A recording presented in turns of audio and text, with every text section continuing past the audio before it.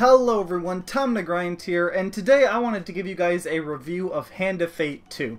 Now, if you don't know what Hand of Fate 2 is, it's the sequel to Hand of Fate, and if you don't know what Hand of Fate is, I'll do my best to explain it. The reason it is very hard to explain is simply because of the fact that it is several different genres worth of games, like the great parts of several different genres all put together in one game. So, you know, it's kind of like a deck building, roguelike dungeon crawler with combat, kind of like, you know, Arkham War, or, you know, Arkham games or Shadow of War stuff. And that, you know, that definitely is hard to imagine, but, you know, if you haven't heard of it or seen it, you know, maybe some of the gameplay will kind of show you what it is. But it's a really fun game. I bought it during the fall sale on Steam, even though it wasn't on sale, just because I had heard really good things about it for like almost across the board. The Steam reviews were great. You know, a couple podcasts I was listening to really, you know, they really liked it. And I had played the original a tiny bit, but I didn't play it too much. I honestly probably only have like 3-ish hours. There were a couple issues with the game, especially the combat. The combat in the game was definitely the weak point of the game. But Hand of Fate 2 is better than the original in every single way. Like, literally, there's not a part, in my opinion, there's not any aspect of Hand of Fate 2 that is worse than, you know, the original Hand of Fate. There's not even any place that hasn't been improved.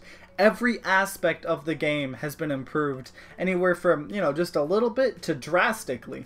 And, you know, although it's really great that, you know, some aspects of the game have been improved drastically, it really does a lot when, you know, literally every aspect of your game is improved, just, you know, even if it's a little bit. Because there's a couple things that are pretty close to the original game, but, you know, they're improved a tiny bit. But when there's a million different things that have been improved a tiny bit, and then there's also a couple things that have been improved drastically, it just feels refreshing, and it just feels like this is the game that Hand of Fate was supposed to be.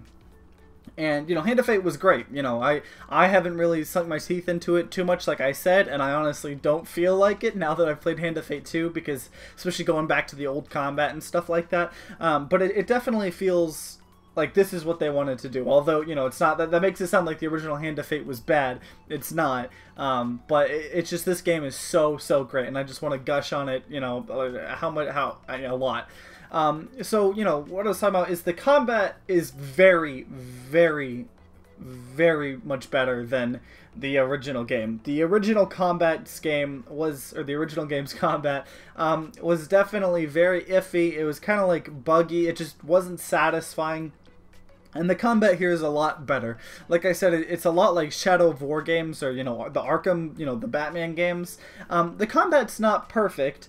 It's still, you know, you don't play Hand of Fate 2 for the combat. I think you play the game for a lot of other things. And, you know, hey, on the side, it also has, you know, some pretty good combat in order to kind of, you know, space out the rest of the mechanics. And it's a really good kind of mechanic in the game, because it adds more variety to the game. That's what I'm trying to say. It really adds to the game, because, you know, you're being pulled from this, you know, dungeon crawler, deck builder, occasionally to go do combat. And, you know, some missions, some cards, depending on what you're using, are more combat heavy than others. And say you like despise the combat as well. What's great about this game is you can just, you know, try to put in, you know, encounters that aren't based around combat.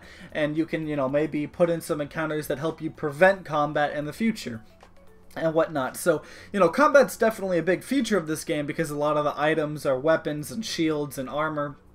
But it's still really, you know, the game isn't only combat, and there's ways to do more or less combat depending on whether you like the combat.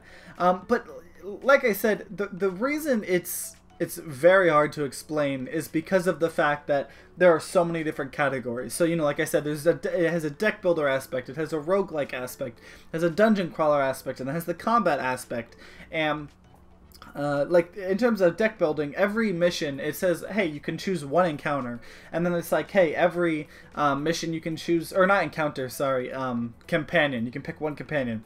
And then every, you know, mission you can pick, like, say, 10 encounter cards. And then you can pick, like, 10, you know, what are they called? You know, weapon cards or equipment cards that you'll be able to find in the future. And then you can have you know, like 3 or 4, you know, 1 to 4 cards that you just start off with. So it could just be simple as, you know, 5 extra food to begin with, or like, you know, a decent sword, so you start off with a decent sword and stuff like that. And what's really, really cool is there's unlock tokens on some of the cards. And so, like, as an example, there's a card called Market Thief. And all it is when you get the encounter, a thief in the market, you know, you're walking through the market, and the thief, like, takes anywhere from, like, 5 to 20 gold, and then it shuffles the success and failure cards, and you have to pick a card, and one of them's, like, success, one of them's, like, overwhelming success, and then 2 are failures. And, if you get the success, you just get your money back, but say you get the overwhelming success. It actually took me a couple tries to get it just because I was being really unlucky on it. I kept failing it, and so I just kept putting it in all my games because I wanted the token. But when you got the unlock token, you know, the thief is like, oh, you know, let's do secret stuff with my thief guild, and, you know, let me train you how to be a thief and stuff like that. And so it unlocks the token. And at the end of the game, whether you win or lose, all the tokens you've earned, they like break open and they unlock more cards. So the Market Thief token, once I completed it, it unlocked another card that had a unlock token on it, and it was like a next part of the kind of like quest of the, you know, Thief Guild or whatever. And so, because some of them are on like equipment stuff, but most of them are on like encounters. And so you have things like, oh, the Market Thief, I put it in my deck, in my encounter deck for this mission. I encountered it, I got the token. At the end, it added the card to my collection, so on my next mission, whatever it is, I can put that card in. And, you know, then it's like, oh, all this Thief Guild stuff, and then that could have a token, and if I complete that, it'll unlock another card. And, you know, so not only is there missions, you know, the different missions that all have their own stories and strategies and, you know, enemies and stuff like that, there's also like several different kind of mini quests, as you know, I don't know, that's the best way I can call it, because of the fact that all of the cards, like for me, I always try to unlock all the cards as I can. So if I have some cards that still have tokens on them, I'm gonna probably put those in my deck before I put things that'll actually help me in terms of like my strategy and stuff, because I want to unlock things. And there have been some very, very, very interesting kind of stories told through these cards, you know, because you'll have a card, like I said, that'll have a token, and that'll unlock another card with a token, and that'll unlock another card with a token. And the theme and atmosphere, especially with the kind of, you know, the like teller itself, you know, the telepathic person that's building these, he, you know, he talks, and he pretty much is telling you the story. So all the dialogue, not all the dialogue, but most of the dialogue, you know, will sometimes be read by him, especially ones that are like important story ones. He'll react to cards being played. As an example, it seemed like the game knew that I kept putting Market Thief in my deck, and I kept failing it. And so at one point when I encountered the Market Thief, the guy was like, oh, do you think, you know, it was like, why do you keep trying this when you know it's gonna hurt you, or something like that. He said something along those lines, kind of acknowledging that he knew what was going on. It's just the theme is so cool. Like, you're just sitting, you're just playing this game, you know, on a table with this guy, but he can make everything float, he can make everything levitate, you know, and then you get teleported into combat if there's combat and stuff like that. And, you know, occasionally there's mini games, like you gotta roll dice to see if you can sneak past these people. There's dice on the table. There's kind of like a dexterity, you know, type of like spinning wheel game that there's like a, you have to click it when it, you know, there's a couple of mini games that definitely spice up the games. You know, certain encounters will utilize those differently. I feel like the dice is used the most, like, of those mini games, but there's just so much. And then there's also the combat as well. And one thing that I really like about Hand of Fate 2 is the companions. So there's only been one mission I couldn't take a companion. That was because it was an escort mission. But companions are there are, you know, most things you'll pick one companion, and they do different things. So like one of them helps with dice rolls. You can add him as a dice, and then he gets like kind of used for 3 turns. And then in combat, they still there and they're fighting, and you know, they can do different things depending on who you pick, as give you a shield that'll protect a hit, or it'll make you attack faster, or it'll, you know, make you your attack stronger. And they all help in combat, which is cool, but they also help out of combat as well, which, you know, combat normally isn't too hard for me. It's normally pretty easy, depending unless it gives you like a time limit. But it's mainly like they're out of combat things, and all the companions as well have a matching encounter kind of quest as well, that have tokens on them that you can only use if you have that companion. And once you go through the entire story, they kind of like prestige, I guess. I don't know if prestige is the word, but they become like this elite like blue thing, and they get their like perfect form. So, and some of the stories that it tells is really cool. Like there's the second companion you get that's not the default one.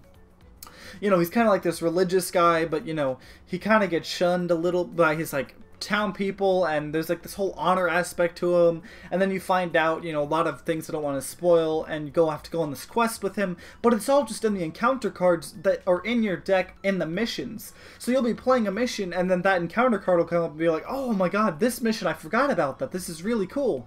So not only are encounter cards, you know, used for, hey, this card a lot of the times gets me food, and this quest this mission I need a lot of food, let's put that in. There's also, you know, encounter cards that tell stories, and they're really cool. And you know, some of them are just small little stories, and you know, there's like an encounter card that might have a token, and it tells a really cool story in that moment, and then it unlocks a you know, encounter that kind of references that. So sometimes it'll remove the card. So there was one where it had a token, and I had to go to like this house on the hill, and there was some weird things going on or whatever, and if you complete it, it unlocks, the new card it unlocks is like house on the hill, like the actual house, and you pretty much go, and there's a chance of, you know, something similar to what the quest was happening, but you know, a lot shorter, and it's not the quest. So there's just so much depth in the game, not only because of the missions, but also because of the little stories and quests that are told through the encounters.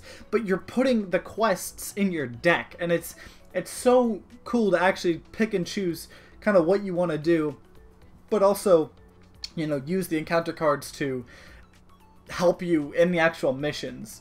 And you know, so overall the game is amazing, and I don't really have too many bad things to say.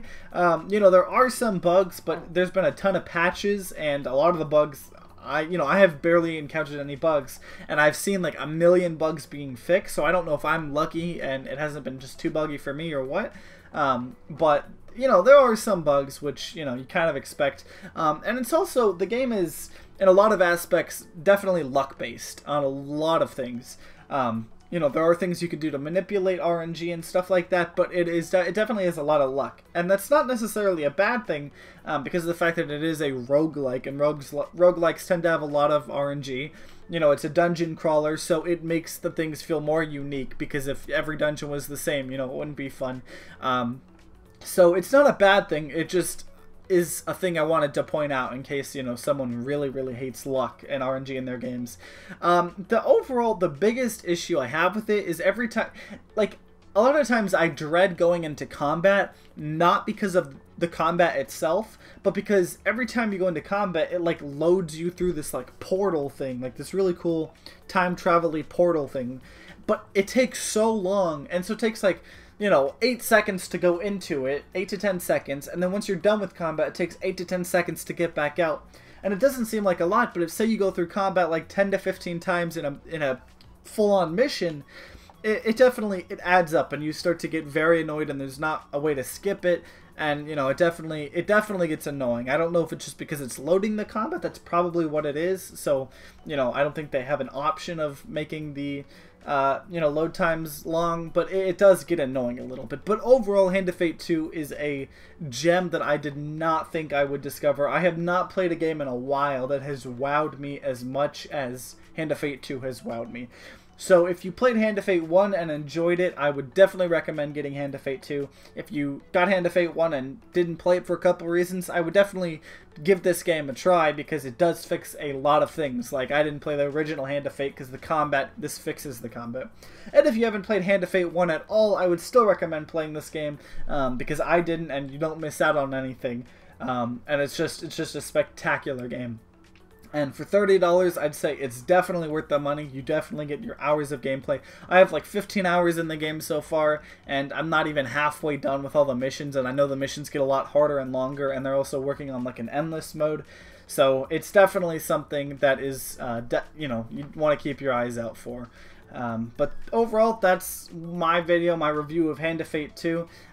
Not much else I can kind of talk about it. But overall, one thing I did want to say is if you're kind of new to my channel, you might see I'm posting semi-infrequently, but starting now, we're going to have a video on Wednesday, which will pretty much just be something that I want to talk about, whether it be a review or a podcast that are in the works right now, or just any type of video I want to put out. And then Saturdays will be just the TTG show, which is the main series that I've been working on, which is pretty much me just talking about things in the game industry. But overall, if you enjoyed this video, then consider leaving a like down below and subscribing to see more content and news.